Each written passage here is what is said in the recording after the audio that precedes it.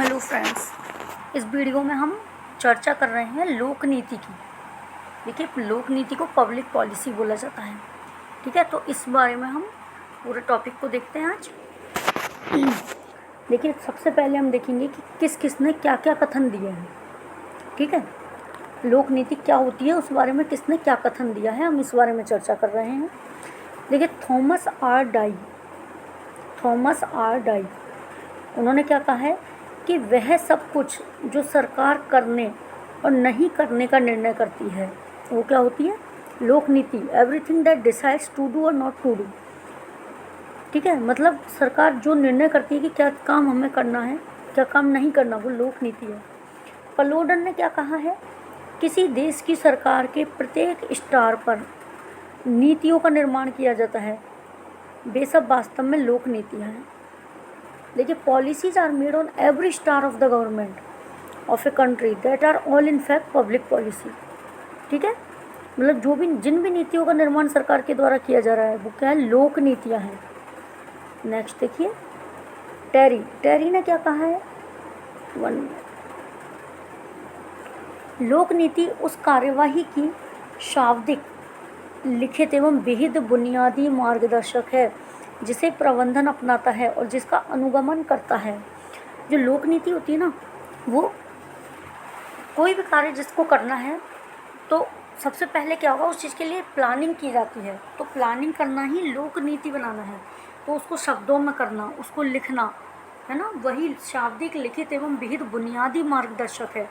जब हमने प्लानिंग कर ली ना, उसी हिसाब से क्या होगा, हमारी नीति बनेगी। कर लेते हैं उसी हिसाब से तो हम चलते हैं। जैसे हमें एग्ज़ाम देना है तो हम पहले प्लानिंग करते हैं कि हमें कैसे कैसे अपना टाइम टेबल फिक्स करना है। 3-4 एग्ज़ाम में तो पहले ये सिलेबस करेंगे, फिर ये करेंगे। तो इसी तरीके से कोई भी सरकार पहले लोक नीति बनाएगी, तो वो एक प्लानिंग हो गई। उसके हिसाब से ही वो क्या करेंगे, अपने प्रबंधन को अपनाते हैं और उनका अनुगमन करते हैं। ये बात कही है टेरी ने। डिमॉक ने क्या कहा है, देखिए, नीतियाँ सजगता से निर्धारित आचरण के वे नियम हैं जो प्रशासनिक निर्णयों को मार्ग दिखाते हैं।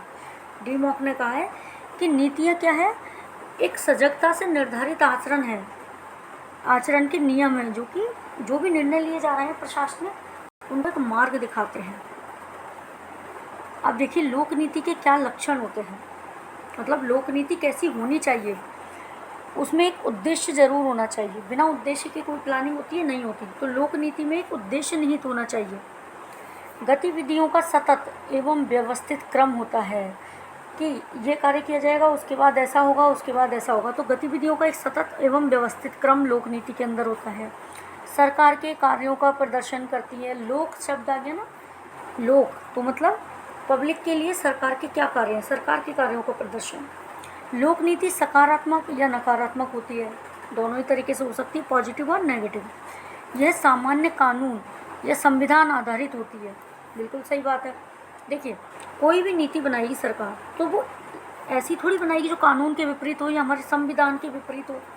अगर कोई भी चीज़ संविधान को कॉन्ट्राडिक्ट करेगी तो वो तो लोक नीति हो ही नहीं सकती।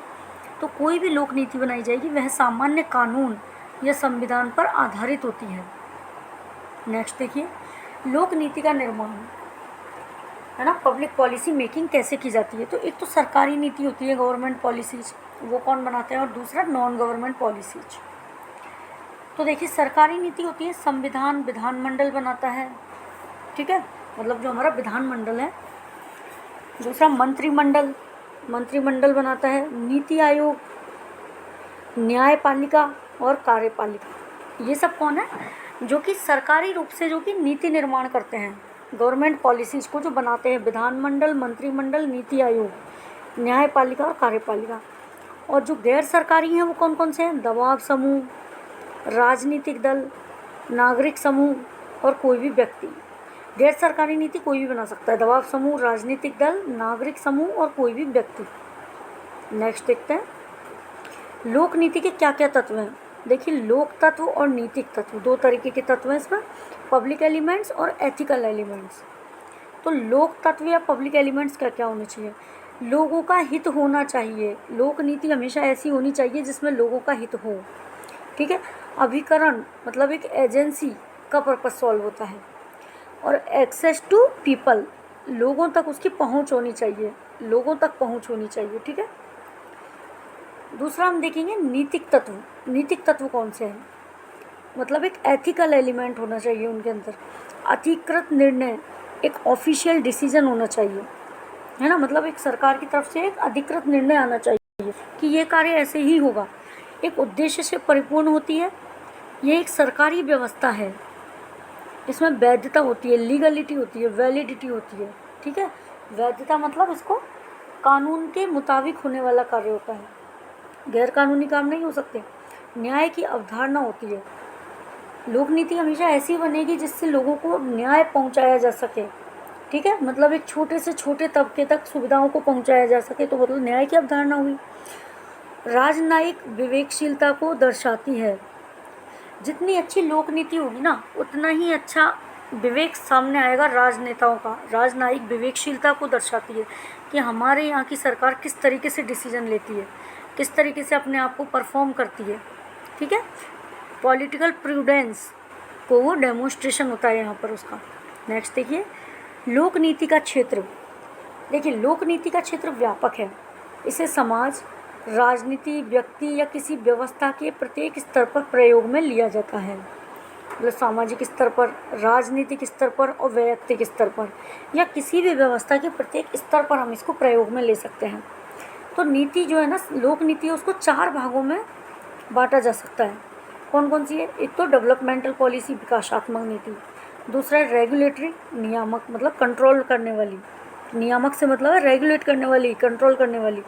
नवाचारी नीति मतलब इनोवेशन पॉलिसी, इनोवेटिव पॉलिसीज़ बनती है कई। ठीक है। और मिसलेनियस आ जाएगा, विविध नीति। विकासात्मक नीति देखिए, 2 स्तरों पर विकास करना होता है इसका उद्देश्य। पहला त्वरित विकास और दूसरा दूरस्थ विकास।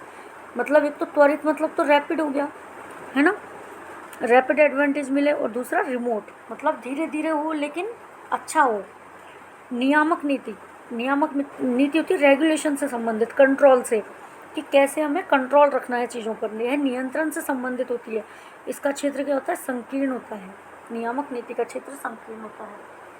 अब देखिए, नवाचारी नीति मतलब जो परिवेश बदलता जा रहा है उसके अनुसार नए नए आइडियाज़ लाओ, चेंजिंग एनवायरनमेंट के हिसाब से नए नए आइडियाज़ लाओ, इनोवेटिव, क्या नया किया जाए, नव सृजन क्या किया जाए, उस हिसाब से नीतियों का निर्धारण। ठीक है। विविध नीतियाँ विशेष प्रकार की समस्याओं पर आधारित होती है। जो तरह तरह की नीतियाँ विविध तरीके की बनाते हैं, वो कौन सी नई समस्या पैदा हो गई उससे रिलेटेड नीति बन गई। ठीक है। नेक्स्ट देखिए, लोक नीति के प्रकार। देखिए, विभिन्न प्रकार की लोक नीतियाँ होती है, इनके प्रकारों का भेद अलग अलग मुद्दों पर आधारित है। फर्स्ट हम देखेंगे तात्विक अथवा सारगत नीतियाँ। तात्विक नीतियों का विकास समाज की आवश्यकता के अनुसार होता है। जो समाज की आवश्यकता है उसी हिसाब से तात्विक नीतियों का विकास करेंगे। इन नीतियों का सूत्रीकरण संविधान के स्वरूप को ध्यान में रखते हुए, सामाजिक आर्थिक कठिनाइयों को एवं समाज की नैतिक मांग को ध्यान में रखते हुए होता है। ये नीतियाँ किसी वर्ग विशेष से संबंधित ना होकर पूरे समाज के विकास से संबंधित होती है। मतलब ऐसा नहीं है किसी वर्ग विशेष के लिए, महिलाओं के लिए है, बच्चों के लिए नहीं, ये पूरे समाज के विकास से संबंधित होती है, क्योंकि तात्विक नीतियाँ हैं। ठीक है। शिक्षा का प्रबंध एवं रोजगार के अवसर, आर्थिक स्थिरीकरण, विधि और व्यवस्था को बनाए रखना आदि इसी का प्रमाण है। मतलब ये सारी चीज़ें तात्विक नीतियों के अंतर्गत आती है कि शिक्षा का प्रबंध कैसे किया जाए, रोजगार के अवसर, आर्थिक स्थिरीकरण करना है, विधि का और व्यवस्था को बनाए रखना है। ये सारी तात्विक अथवा सारगत नीतियाँ हैं। नेक्स्ट देखिए, नियंत्रक नीतियाँ। तात्विक नीतियों का संबंध व्यापार, व्यवसाय, सुरक्षा उपाय, जनोपयोगी आदि के नियंत्रण से है। जैसे व्यापार को नियंत्रित कैसे करें, व्यवसाय को, सुरक्षा उपाय को, इन सब का नियंत्रण से। इस प्रकार का नियंत्रण सरकार की ओर से काम करने वाली स्वतंत्र संस्थाएं करती है। भारत में जीवन बीमा निगम, भारतीय रिजर्व बैंक RBI जो है, हिंदुस्तान इस्पात, राज्य विद्युत परिषद, राज्य यातायात नियम, राज्य वित्तीय निगम आदि संस्थाएं नियंत्रक क्रियाओं में जुटी हुई हैं। ठीक है। इन सेवाओं से संबंधित सरकार द्वारा बनाई गई नीतियाँ वह संस्थाएं हैं जो ये सेवाएं प्रदान करती है, नियंत्रक नीतियाँ कहलाती हैं। जैसे देखो, मनी का रेगुलेशन कैसे करना है, ठीक है, अर्थव्यवस्था को कैसे रेगुलेट करना है, ये समस्या आई। तो सरकार को करना है, तो सरकार ने कोई नीतियाँ बनाएंगी, तो नीतियाँ बनाई तो भारतीय रिजर्व बैंक एक संस्था बन गई, ठीक है, सब बैंकों के ऊपर सुप्रीम। अब ये पूरी हमारी जो मुद्रा से रिलेटेड जो है, जो भी रेट्स आती हैं, कितना अपने को रेटें बढ़ानी है, ब्याज की दर बढ़ानी है, घटानी है, पैसे को कहाँ इकोनॉमी में डालना है, ये सारी चीज़ें गवर्नमेंट ने इन्हें काम दे दिया। तो ये नीति, अब ये जो है ना, ये नियंत्रक का कार्य होगा, ये नियंत्रक का कार्य करेंगे, तो ये गवर्नमेंट के द्वारा ही तो नियंत्रण किया जा रहा है। राज्य यातायात नियम, तो मान लो कोई संस्था यातायात की बना दी, तो वो यातायात से रिलेटेड सारी चीज़ों को नियंत्रण में ये ले रही है। राज्य विद्युत परिषद विद्युत से रिलेटेड ले रही है। राज्य वित्तीय निगम, वो जो राजस्थान फाइनेंस, किसी भी राज्य में या हमारे राजस्थान में फाइनेंस का काम देख रही है, फाइनेंस को कैसे कंट्रोल करना है। तो इस तरीके से किसी भी संस्था के माध्यम से सरकार क्या करती है, नियंत्रण का कार्य करती है। अब है वितरक नीतियाँ। वितरक नीतियाँ देखिए, वितरक नीतियाँ संपूर्ण समाज के लिए ना होकर केवल समाज के विशिष्ट वर्गों के लिए होती हैं, ठीक है। वितरक नीतियाँ विशिष्ट वर्ग के लिए है। ये माल के अनुदान के क्षेत्र में, लोक कल्याण अथवा स्वास्थ्य सेवाओं आदि के क्षेत्र में हो सकती है। मतलब माल के अनुदान के क्षेत्र में, लोक कल्याण अथवा स्वास्थ्य सेवाओं आदि के क्षेत्र में। जैसे प्रौढ़ शिक्षा कार्यक्रम तो केवल प्रौढ़ के लिए है, तो विशिष्ट वर्ग के लिए हो गया। खाद्य सहायता देनी है, बालवाड़ी पोषाहार, इंदिरा महिला योजना, महिलाओं की योजना हो गई, केवल महिलाओं के लिए, टीका शिविर आदि। तो ये वितरक नीतियाँ किसी विशिष्ट वर्ग के लिए होती है। नेक्स्ट देखिए, पुनः वितरक नीतियाँ, इनका संबंध नीतियों की पुनः व्यवस्था से है, जो कि मूल सामाजिक एवं आर्थिक परिवर्तन लाने से संबंधित होती है। कुछ कल्याण सेवाओं एवं सार्वजनिक माल का वितरण समाज के विशिष्ट वर्गों से बेमेल होता है। कुछ जो कल्याण सेवाएं होती हैं या कुछ सार्वजनिक माल का वितरण होता है, वो क्या होता है, समाज का जो विशिष्ट वर्ग है उनसे बेमेल होता है। अतः ऐसी सेवाओं एवं माल को पुनः वितरक नीतियों के द्वारा सीमित किया जाता है। फिफ्थ देखिए, पूंजीकरण। पूंजीकरण नीति के अंतर्गत राज्यों एवं स्थानीय सरकारों को यूनियन सरकार के द्वारा आर्थिक सहायता प्राप्त होती है। क्या हो रहा है पूंजीकरण में, यूनियन जो केंद्र की सरकार है ना, वो आर्थिक सहायता दे रही है राज्य की सरकारों और स्थानीय सरकारों को, और यदि आवश्यकता हो तो यह सहायता अन्य महत्वपूर्ण क्षेत्रों को भी प्रदान की जा सकती है। नेक्स्ट देखिए, अब हम देखेंगे लोक नीति के आयाम। तो लोक नीति के विधिक आयाम हैं, ये देखिए विधिक आयाम और उसके बाद मॉडल। तो हम देखते हैं विधिक आयाम, इसमें पारिस्थितिकी आयाम और हितक आयाम, ठीक है। इकोलॉजिकल डायमेंशंस बोलते हैं पारिस्थितिकी को, इकोलॉजिकल। हस्तक्षेप नीति आसान, ठीक है, लेजिस्फेयर पॉलिसी बोला जाता है इसको, लेजिस्फेयर पॉलिसी। हस्तक्षेप नीति आसान। सेकंड देखिए, केंद्रीय नियोजन नीति। केंद्रीय नियोजन नीति है central planning and policy dimension, central planning policy dimension, केंद्रीय नियोजन नीति आयाम। और थर्ड है बाजार प्रतिस्पर्धात्मक नीति आयाम, ठीक है। तो पारिस्थितिकी आयाम में कौन कौन से, हस्तक्षेप नीति, केंद्रीय नियोजन नीति और बाजार प्रतिस्पर्धात्मक नीति। ये तो हमारी इकोलॉजिकल डायमेंशन हो गया। फर्स्ट था हमारा विधिक आयाम यानी लीगल डायमेंशन, सेकंड है पारिस्थितिकी आयाम मतलब इकोलॉजिकल डायमेंशन, और थर्ड है इंटरेस्ट डायमेंशन यानी हितक आयाम। इसमें प्रमुख संरचनात्मक हित, दूसरा है चुनौतीपूर्ण हित, और थर्ड है दबावपूर्ण हित, ठीक है। मतलब संरचनात्मक रूप से क्या क्या हित मिलने चाहिए, पूर्ण रूप से क्या हित मिलेंगे, और दबावपूर्ण तरीके से कौन से हित लिए जा सकते हैं। नेक्स्ट देखिए, लोक नीति के मॉडल। तो लोक नीति के कौन कौन से मॉडल है, संस्थागत मॉडल, नव संस्थागत मॉडल, संगठित अराजकता मॉडल और विवेकशील मॉडल।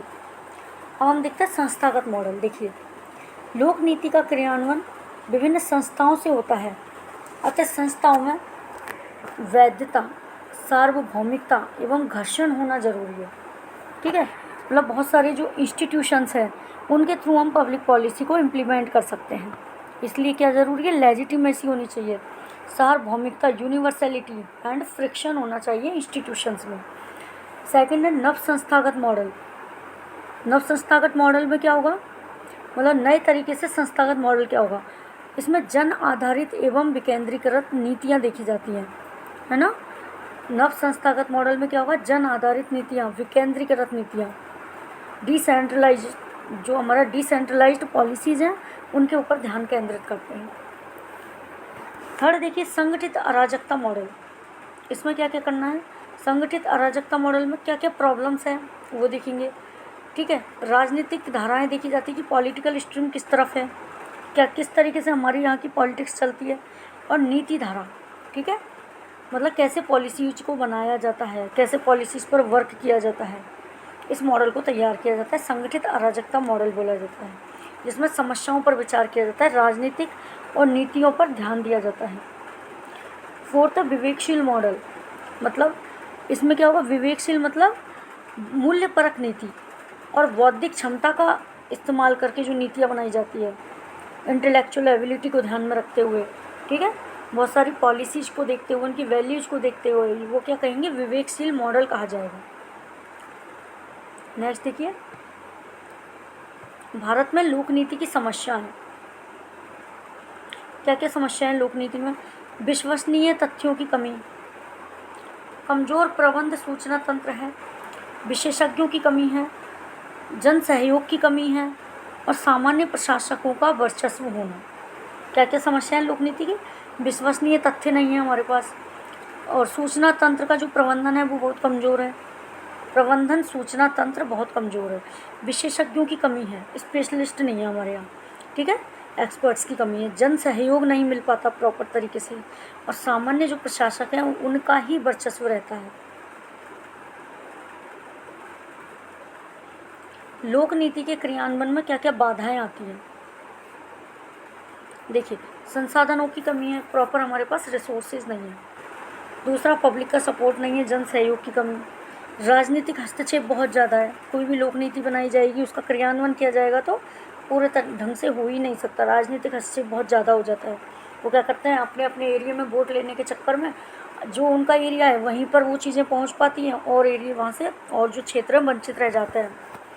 फोर्थ देखिए, राजनीतिक भ्रष्टाचार, प्रशासनिक भ्रष्टाचार, समन्वय का अभाव है ना, कोऑर्डिनेशन नहीं है, उद्देश्य में विभेदता है, मतलब उद्देश्य निर्धारित नहीं कर पाते। जब उद्देश्य निर्धारित नहीं है, उन्हीं में विविधता है, डिफरेंसेज है, तो लोक नीति प्रॉपर कार्य कैसे करेगी।